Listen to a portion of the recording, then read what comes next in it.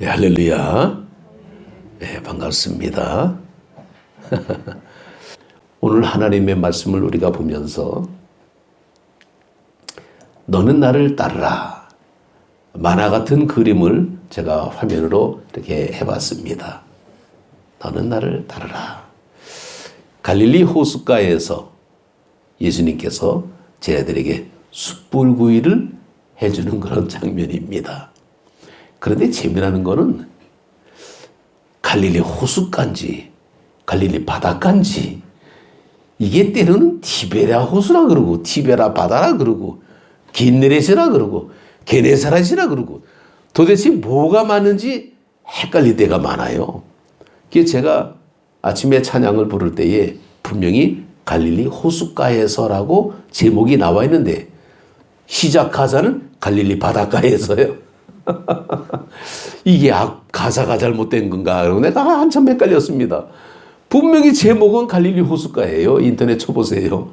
그런데 가사는 갈릴리 바닷가에서요. 이게 왜 그럴까요?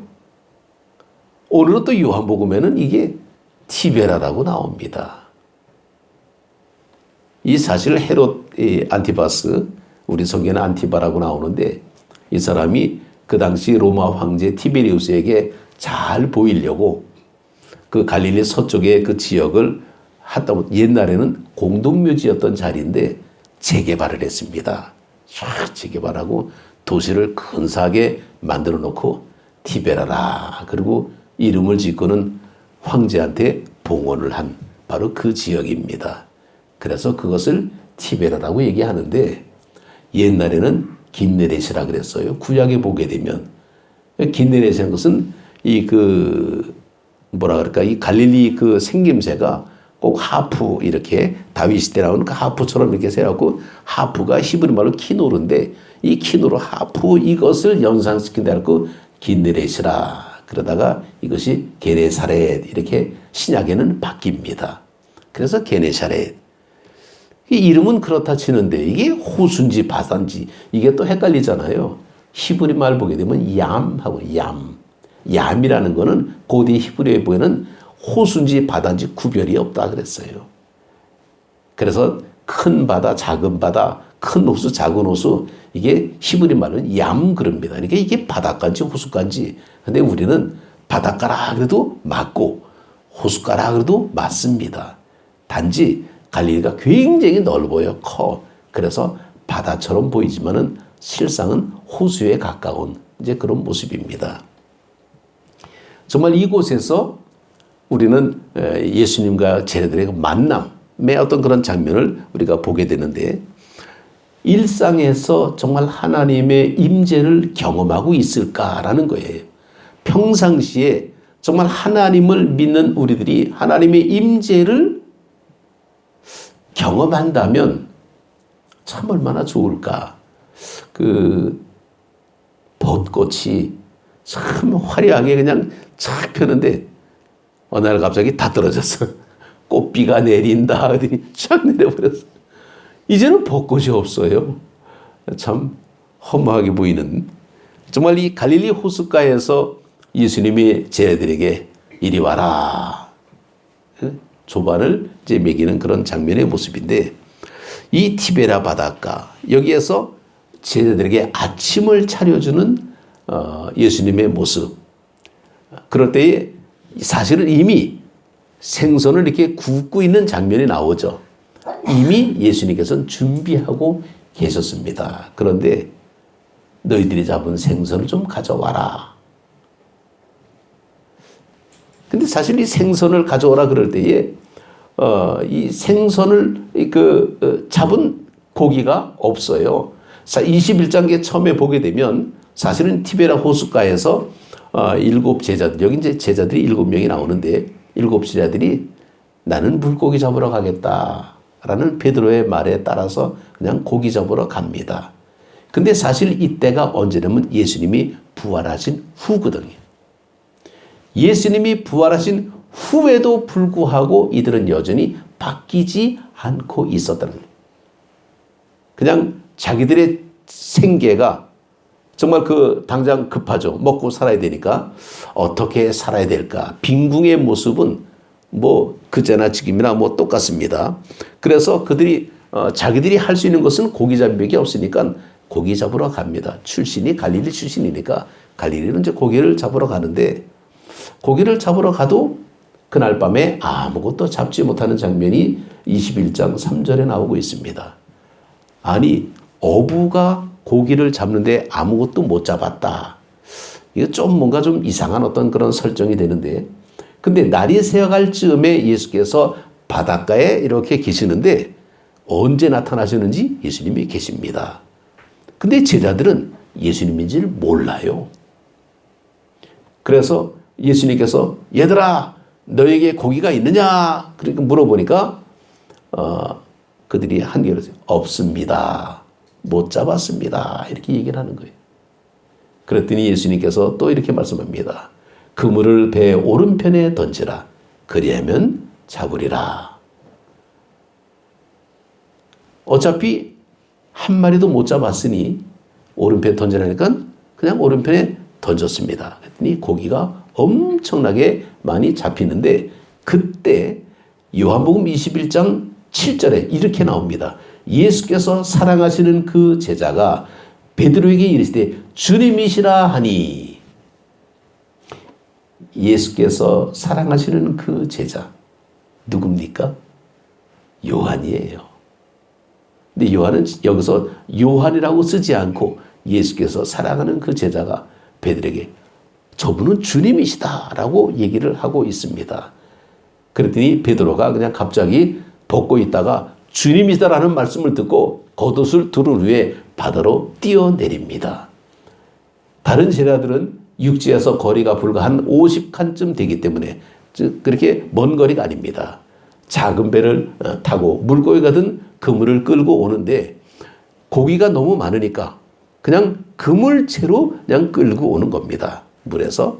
그래서 이제 지금 생선을 좀 갖고 와라. 그리고 얘기를 하니까 이제 그물에서 이제 배로 이제 고기를 끌어올리는데 너무 많이 잡힙니다. 우리식으로 말하면 겁나게 많이 잡혔다. 뭐 이렇게 표현돼야 되는데 여기서는 어떻게 표현이 되냐면 그물에 잡힌 그걸 보니까 그물은 찢어지지 아니하고 153마리가 되더라. 이렇게 나옵니다. 고기를 세어봤다라는 거예요. 이건 뭘 의미하냐면 하나님의 은혜는 헤아릴 수 있어야 된다는 겁니다. 우리가 하나님의 은혜를 그냥 하나님 고맙습니다. 감사합니다. 그게 아니라 이러이러해서 감사합니다.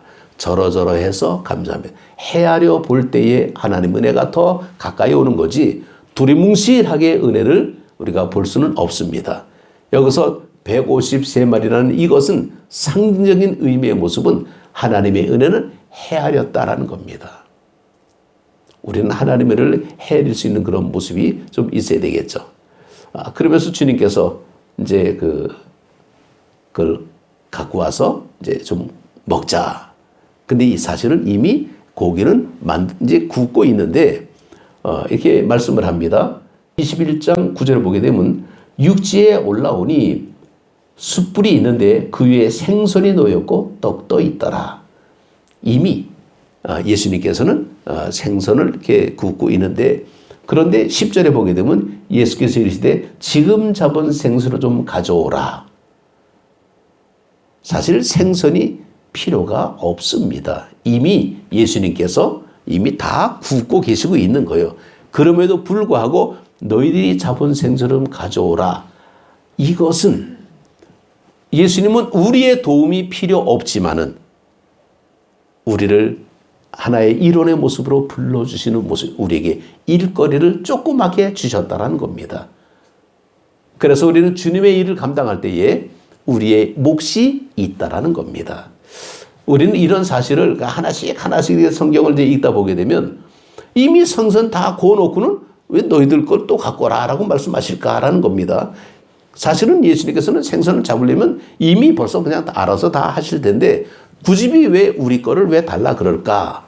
정말 그럴 때에 너희 거 가져오라 그러니까 그때서 이제 그물을 육지에 끌어올리니 가득 찬 고기를 세어보게 되었다라는 것은 우리에게 그만큼 하나님이 복을 주셨다라는 겁니다. 우리가 이 땅에 살면서 부자로 사는 것이 나쁘지 않습니다. 그러나 우리는 부자가 목적이 아니라는 거예요. 넉넉히 사는 것이 우리에게 축복인데 넉넉히라는 것은 하나님의 은혜의 모습의 표현이지 그것이 목적이 되면 주님의 일을 소홀히 할 수밖에 없습니다. 그렇다고 우리가 주님의 일을 열심히 한다고 우리의 생업을 포기하느냐? 여기 성경에는 절대로 그런 거 없습니다. 여러분의 생업 중요합니다. 하나님의 일을 한다고 여러분의 일을 소홀히 해서는 안 된다는 거예요. 오히려 더 열심히 더 일을 해야 됩니다. 근데 너무 열심히 하다 보니까 주일날까지 일하고 있네. 이 문제가 생기는 거죠. 그래서 주님께서 안식일을 지켜라라고 한 것은 하나님의 일에 있어서만큼은 이것은 하나님의 일이다라고 우리에게 선을 거주는 거예요. 우리는 선을 넘어서는 안 됩니다. 그러나 현재 보게 되면 주일날 이 예배 못 드리는 분들이 많습니다. 구조적으로 그렇다라는 거예요. 그럼 그들은 다 안식일을 범하고 있느냐? 우리가 문자적으로 해석하게 되면 그렇게 될 수 있겠죠. 그러나 현실적인 모습을 보게 되면 어쩔 수 없는 일이다라는 거죠. 지금도 저기 배차 간격에 의해서 기차는 움직이고 있고 비행기는 날아가고 있고 자동차는 움직이고 있습니다. 그 사람들은 어떻게 하겠어요? 안식일을 지킬 수가 없잖아요. 그래서 그들을 위해서 별도의 예배를 또 준비하고 있습니다. 그래서 너무 문자적으로 안식일 그래갖고 주일 개념에 그냥 우리가 꼭 사로잡혀 있게 되면 예전에는 그랬습니다. 제가 어릴 때 그러니까 그렇게 오래되지도 않았어. 한 20-30년 전만 해도 주일날은 모든 가게 다 크루즈 다 문 닫아야 돼. 다 무조건 교회 와야 됩니다. 절대로 주일날 장사하는 사람 하면 안 됩니다. 이게 우리 교회에서의 일들이었어요. 근데 지금은 그렇게 얘기하게 되면 헷갈리는 부분들이 생기게 됩니다. 가서 일해야 되는 상황이 생길 수가 있다라는 거예요. 그러나 안 해도 될 정도로 어느 정도 있다면 안 하는 것이 좋습니다. 그럼에도 불구하고 꼭 해야 된다면 하는 것도 나쁘지 않습니다. 하나님의 은혜의 모습이죠. 그래서 이제는 주일날 이렇게 상황 봐가지고 그렇다고 뭐 기회주의를 하는 건 아니지만은 예배드리고 가서 일할 수도 있습니다. 우리가 이 안식일의 개념은 하나님의 일, 하나님의 날이라는 것을 우리가 삶 속에서 기억한다면 주일의 개념은 오늘 일요일이 주일이 아니라는 거예요. 이제는. 그러면 주일은 뭡니까? 주님의 날은 매일이 주일이에요. 에브리데이. 매일매일이 주님의 날입니다. 꼭 일요일, 우리가 말하는 이 달력에 나오는 일요일만 주일입니까? 아니에요. 그래서 옛날에는 주일 학교 그랬습니다. 주일날만 나오니까. 그래서 이제는 그런 얘기 안 해요. 교회 학교 그럽니다. 모든 날이 다 주님의 날이라는 거예요. 하나님의 임재는 지금 이 순간만 임재가 아니라 어느 때든지 아무 때든지 어디서나 시간과 장소가 구별 없이 주님이 우리와 함께 하시고 거기서 하나님 앞에 무릎 꿇어 기도하면 그게 예배의 모습이 됩니다. 이제는 그런 모습 속에서 우리가 믿음의 삶을 살아가 될 때에 이 성경에 나오는 예수님의 사역의 모습은 이 가르침의 모습이 상당히 많이 등장하게 됩니다. 그래서 예수님께서 십자가에 달려지기 전에 전날 밤 목요일 날 밥 먹고 뭐 발 닦고 뭐 이런 얘기들 그럴 때 이 세주식의 모습을 통해서 정말 주님이 수건을 두르고 제자들의 발을 씻길 때에 이거 참 민망한 사건이 벌어지게 되잖아요. 그러니까 베드로가 펄쩍 뜁니다. 아, 이러면 안 됩니다. 우리가 선생님의 발을 씻겨야지 어떻게 선생님이 우리 발을 씻깁니까? 논리는 그게 맞습니다. 그리고 발을 씻기는 자는 종이에요. 그런데 예수님께서 종의 모습으로 그렇게 제자들의 발을 씻기시고 너희도 가서 그렇게 하라라고 본을 보여주신 겁니다.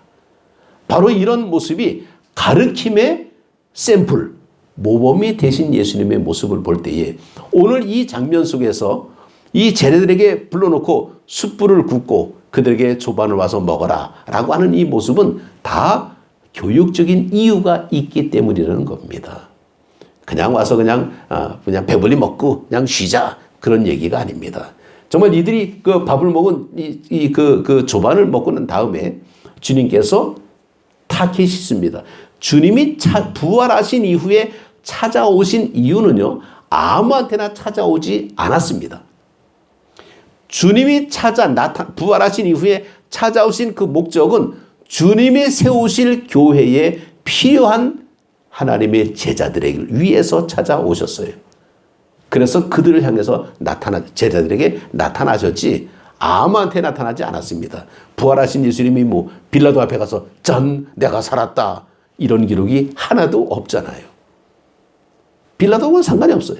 빌라도는 제자들이 중요한 겁니다. 그리고 여기서 제자들의 삶의 모습을 어떻게 회복시키느냐? 그 전에 부인하고 배신하고 했던 이런 모습을 너 잘못했으니까 너 벌 받아라 이렇게 야단치려고 찾아온 것이 아니라 절대로 그런 얘기는 한마디도 없습니다. 단지 오늘 이 본문의 내용 속에서 이제 찾아보게 되면 21장에 조반 먹은 후에 예수님께서 베드로에게 오셔서 그렇게 말씀합니다. 요한의 아들 시몬아, 내가 나를 이 사람들보다 더 사랑하느냐? 자, 이제 이 얘기가 이렇게 나올 때에 주님께서는 베드로라는 이 표현보다는 시몬이라는 그런 이름으로 불러주고 있습니다. 이거는 이 베드로라는 그 이름을 굉장히 조금 이 자리에서는 언짢게 생각했고, 왜냐하면 베드로 자체가 부끄러운 사람이잖아요. 예수님을 부인했던 사람이잖아요. 어떻게 반석이 될 수 있습니까? 이때만큼은 예전의 이름으로 불러주고 계십니다. 예전의 이름은 바로 시몬의 모습이었죠.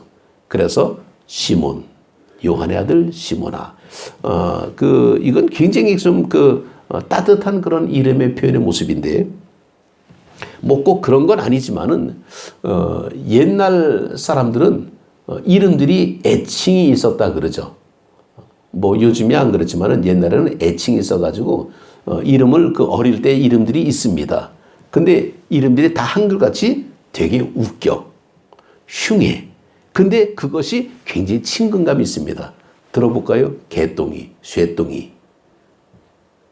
아마 옛날 분들은 그렇게 들은 적이 있을 겁니다. 근데 그 이유가 있어요. 이름을 그렇게 불러야 오래 산다. 그런 전설이 있어가지고 하여튼 개똥이, 쇠똥이 부르고 그러는데 그 이름이 나쁘지가 않아요. 굉장히 듣기가 그냥 정겨운 어떤 그런 모습입니다. 그건 옛날 이름이 돼서 그래요.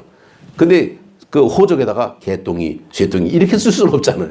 그래서 호적에 쓸 때는 이름을 이제 바꿔가지고 쓰기도 하고 그랬습니다. 옛날에는 우리 할머니 이름이 갓난이었나 그래. 갓난이 하여튼 우리가 봐도 되게 웃겨. 근데 그렇게 요즘 부르지 않잖아요. 이름이 있습니다. 그럼에도 불구하고 옛날에는 그렇게 이제 부른 모습이 있죠. 요즘 광고 나오는 중에 재미나는 광고가 하나 있는데, 어떤 탤런트 남자가 손주가 막 달려옵니다. 아이고, 내 강아지. 그러면 내 강아지, 내가 진짜 강아지 붙들고 이제 너만 남았냐. 그러고. 이 강아지라는 이 모습이 손주에 대한 모습인데, 아니, 옛날에는 손주를 보고 다 강아지라고 불렀어요. 근데 진짜 강아지가 기분 나쁘겠죠? 근데 왜 강아지라 그러는데 기분이 안 나빠? 왜 그럴까요? 그 강아지가 애칭이잖아요. 사랑스러운 편이잖아요. 바로 시몬의 이름이 그런 의미입니다. 예수님은 시몬을 사랑하는 모습으로 불러주셨다는 겁니다. 내가 이 사람들로 나를 더 사랑하느냐? 그랬더니 베드로가 주님 그러하오이다. 내가 주님을 사랑하는 줄 주님께서 아시나이다. 베드로도 대답을 제대로 못합니다. 네, 그렇습니다. 이렇게 못해. 왜냐하면 자기 죄가 있기 때문에 캥겨가지고 주님이 다 아시면서 왜 그럽니까? 라고 이제 그렇게 말하는 겁니다. 그랬더니 내 어린 양을 먹이라. 이 참 이런 표현의 모습들이 이게 똑같은 질문을 하고 똑같은 대답을 하고 이게 3번 반복이 되잖아요. 근데 이런 장면들이 왜 요한복음 21장에 기록이 되었을까라는 겁니다. 예수님의 말씀 가운데에 마태복음 22장에 보게 되면 이런 말씀이 있습니다. 내 마음을 다하고 목숨을 다하고 뜻을 다하여 주 너의 하나님을 사랑하라. 이것이 크고 첫째 되는 계명이요. 둘째도 그와 같으니 내 이웃을 내 자신같이 사랑하라. 이것이 둘째 계명이다. 이것이 이 두 계명이 온 율법과 선지자의 강령이니라. 자, 그렇다면 보십시오. 내 마음을 다하고 뭐 목숨을 다하고 하나님을 사랑하라. 그리고 내 이웃을 내 자신까지 사랑하라. 어느 게 더 위입니까? 그러면요, 다 하나님이 위래. 아니에요. 이퀄입니다. 동등. 첫째 계명만 중요하고 둘째 계명은 안 중요합니까? 이게 무슨 순서입니까? 아니라는 거예요. 같은 계명이라는 겁니다. 나열을 그렇게 했을 뿐이지. 그러니까 하나님을 사랑하는 거와 이웃을 사랑하는 것은 같다라는 겁니다. 상당히 좀 중요하죠. 이 말씀은 우리가 계명의 모습이라고 보는데도 불구하고 우리는 그렇게 얘기 안 하잖아요. 자르잖아요. 하나님을 사랑하는 것은 동의. 이웃을 내 몸같이 안 동의. 왜? 불편하거든. 하나님은 안 보이니까 오케이. 이웃은 보이니까 안 오케이. 우리는 늘 이렇게 이율배반적인 내가 좋은 것만 바라보고 살 때가 많다라는 겁니다. 힘들어요. 예수님께서 세 제자를 이끌고 산에 올라갔을 때 변형된 모습이 나옵니다. 그 변형됐을 때에 베드로가 어떻게 얘기합니까? 여기가 좋사오니 초막 셋을 짓고 하나는 엘리야를 위해서, 하나는 모세를 위해서, 하나는 예수님을 위해서 이렇게 초막을 짓겠다. 예수님께서는 내려가자 그러잖아요. 초막을 짓겠다. 요즘의 초막의 의미를 뭐로 보냐면 교회로 봅니다. 그러면 초막을 교회의 의미로 보게 되면 초막을, 이 교회를 얼마나 우리는 사랑합니까? 교회가 굉장히 좋죠. 교회를 우리가 사랑해야 됩니다. 교회를 섬겨야 됩니다. 그리고 교회는요, 내 몸과 같은 최고의 것으로 하나님 앞에 봉헌하는 것이 교회입니다. 쓰고 남은 거 그냥 뭐 처치할 데 없어가지고 교회다가 그냥 대충 갖다 놓고 이러는 게 아니에요. 여기는 분리수거하는 데가 아닙니다. 하나님 앞에 드리는 데예요. 그래서 새 성전 봉헌하게 되면 거의 그 뭡니까? 새 물건들로 다 설치하잖아요. 그거는 하나님을 위한 어떤 그런 모습이기 때문입니다. 그런데 중요한 건 거기입니다. 하나님의 교회를 우리가 섬기는 건 이건 좋은데, 그래서 하나님의 교회 바닥은 대리석으로 깔아야 됩니까? 이태리 대리석으로. 얼마나 좋겠어요. 그거로 쫙. 그리고 저 밑에 거 올라가 계단, 저거 아무래도 저거 에스컬레이터라든지 엘리베이터라든지 뭐 저건 뭘 해갖고 그냥 좀 편하게 좀 해야 되겠다. 그래갖고 최신형 기계로 쫙 설치. 뭐 이런 식으로 해갖고 교회를 삐까뻔쩍하게 이렇게 하는 건 나쁘지 않습니다. 그런데 세상적인 어떤 통념으로 보게 되면 그게 박수받을 일일까요? 우리의 마음은 하나님을 위해서인데 세상의 통념적인 모습으로 보게 되면 좀 과하다 이렇게 볼 수 있지 않겠습니까? 그래서 이 모습이 잘 조율이 돼야 됩니다. 하나님의 교회를 섬기는 것 너무나 소중한 일이에요. 여러분, 우리 집을 가꾸는데 그냥 이왕이면 좋은 집에서 살고 싶고 이왕이면 아름다운 집에서 살고 싶지 누가 허름하게 살고 싶겠습니까? 누가 텐트에서 살고 싶겠어요? 그런데 하나님의 교회를 그렇게 소중한 것만큼 이웃사랑도 소중하다라는 거죠. 그래서 우리는 초막 중심이 아니라 하나님의 입장에서 볼 때는 말씀 중심으로 가려면 나가야 된다는 거예요. 그래서 이 구절을 가지고 어떤 분이 말씀을 전할 때에 제가 참 많이 감동을 받는 그런 구절들이 바로 이런 구절이었습니다. 굉장히 좀 힘든 사람들, 어려운 사람들, 그들에게 이렇게 나눠주고 베푸는데 우리가 가진 게 없잖아요. 그게 부족하잖아요. 그런데 주님께서 뭡니까? 너 생선 얼마나 있냐? 이렇게 물을 때 없나이다. 늘 우리가 그렇게 얘기하잖아요. 오늘 읽은 요한복음 21장이 바로 그겁니다. 우리가 예수님께서 저희들에게 너희들 생선 좀 잡은 거 있냐? 없습니다. 밤새도록 잡았는데 우리 못 잡았습니다. 오른편으로 그물을 던져라. 말씀에서 던지니까 그물이 꽉 차게 고기가 나왔습니다. 씌어보니까 153마리가 나오죠. 153. 정말 이런 모습들. 그때 그것도 꼭 그렇게만 된 게 아니에요. 큰 것만입니다. 작은 것들은 다 놔주는 거예요. 다 살려주는 거니까 그러니까 하나님의 은혜를 볼 때에 이미 주님은 숯불을 이미 고갖고 이미 준비하고 있는데 너희 잡은 거 있으면 좀 갖고 와라. 너희 것 좀 갖고 와라. 그때 얘들은 첫 마디가 없습니다라고 나왔고 두 번째는 주님이 다 준비하셨어요. 그리고 이제 갖고 오시는 건데 다 주님의 은혜로 잡은 거죠. 그러니까 결국은 뭡니까? 이웃 사랑도 뭐냐? 하나님의 은혜가 흘러가야 된다는 거예요. 내가 받은 은혜가 있으면 내가 받은 은혜를 흘려보내야 된다는 겁니다. 이게 교회의 존재의 의미예요. 그래서 우리는 이 교회가 세상과 같이 나가야 되는 겁니다. 같은 어떤 모습으로 나가야 돼요. 이것이 정거장의 모습이지 종착점은 아닙니다. 우리의 종착점은 하나님의 나라예요. 그러니까 우리는 이 정거장에서 최대한 우리가 할 수 있는 어떤 그런 모습을 해야 돼. 그래서 어느 정도까지는 교회 이렇게 잘 아름답게 섬기고 꾸미고 하는 거 너무나 소중하고 좋습니다. 그러고는 그와 같은 모습으로 이웃을 향해서 나가야 되겠죠. 이제 이것이 주님의 사랑에 관한 그런 모습입니다. 그럴 때에 그물이 찢어지지 아니했다라는 것 꼭 기억하시기 바랍니다. 그물은 찢어지지 않습니다. 하나님의 은혜는 넘치게 채워주십니다. 세상에 살면서 아주 그 궁핍하게 빈궁하게 그렇게 사는 게 복이 아닙니다. 넉넉하게 기름진 꼴로 은혜 가운데 살아가는 게 우리의 복이죠. 그렇게 우리가 하나님의 복을 받으면 그것은 우리 것이 아니라 하나님의 것입니다. 그래서 우리가 하나님 앞에 또 하나님의 이름으로 나눠 드리는 거예요. 그런데 하나님 앞에 우리가 이게 받은 어떤 모습이 내 건 줄 알고 착각하고 참고 잔뜩 짓고 싸놨는데 오늘 밤에 내 영혼 가져가면 너 어떻게 되냐. 그런 말씀을 우리가 기억할 수 있죠. 이 부활 이후의 모습을 보게 되면 예수님이 나타나셔서 이 베드로에게 이렇게 말씀하는 것은 바로 내 어린 양을 먹여라 라는 것은 하나님의 은혜를 흘려보내라. 하나님의 말씀을 잘 가르쳐라 라는 그런 모습이죠. 이제는 네 마음대로 가는 것이 아니라 이제는 여기 그 18절을 보게 되면 내가 진실로 네게 이르노니 내가 젊어서는 스스로 띠뛰고 원하는 곳으로 다녔거니와 늙어서는 네 팔을 벌리리니 남이 네게 띠띠우고 원하지 아니하는 곳으로 데려가리라. 베드로의 장래는 순교의 모습이었습니다. 여기까지 이미 나타나고 있고 여기 나타나는 예수님의 사랑하는 제자 요한은요 제일 오래 살았습니다.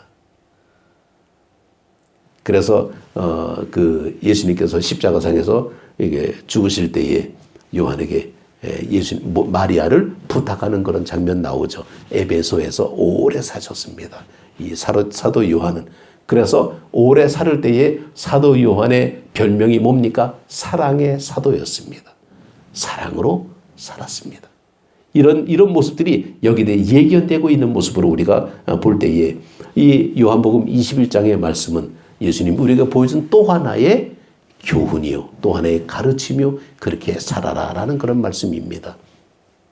주님께서 우리에게 나타나셔서 말씀합니다. 내가 잡은 고기가 얼마나 있느냐. 그럴 때 우리의 현실을 보니까 없습니다. 이게 정답이죠. 없습니다. 그러나 없는 것을 끝난 것이 아니라 주님의 말씀에 의지해서 오른편에 그물을 던져야 됩니다. 그게 우리가 해야 될 일이죠. 그러면 넘치게 채워주십니다. 말씀에 순종할 때 하나님께서 채워주시고 그걸 가지고 정말 하나님의 일을 헤아려 보면서 이제는 하나님의 말씀을 가지고 우리 이웃들에게 나가야 되는 거죠. 그래서 교회의 그 상황의 모습은 항상 이웃 사랑의 모습과 같이 나가야 되는 것을 우리가 기억해야 됩니다. 교회의 존재는 우리를 위한 것이 아니라 세상을 위한 것이다라는 것. 그래서 우리는 세상에서 나가야 되는데 빈터터리로 갈 수가 없잖아요. 성령 충만하게 받고 능력 받고 그래서 하나님의 권능을 힘입어서 그러고 나가야 이깁니다. 그렇지 않으면 우리가 갈등이 생기고 번민이 생기고 복잡함이 어려움이 생깁니다. 믿음의 삶이 무슨 나와의 싸움이며 그래서 내가 나를 이길 수가 없어. 하나님 앞에 나를 꺾어내려야 됩니다. 나는 날마다 죽노라. 내 안에 사는 것은 그리스도니 그리스도가 존귀하게 살 때에 그때 비로소 믿음의 역사가 나타나게 되는 겁니다. 이런 흔적들이 초대교회 때 나타났습니다. 작은 교회였어요. 초대교회들은요. 큰 교회가 아닙니다. 다 가정교회에서 하우스 처치, 조그만 집들. 그런데 능력은 어마어마했습니다. 거기에 비하면 우리 나주안동교회는요, 큰 교회입니다. 그것도 허벌나게 큰 교회예요. 옛날 초대교회에 비교하면. 강력한 성령의 충만함이 있을 때 뛰쳐나가는 것을 우리의 목표로 삼고 그렇게 기도하시며 승리하는 우리 모두가 되시기를 주님의 이름으로 축복합니다. 기도드리겠습니다.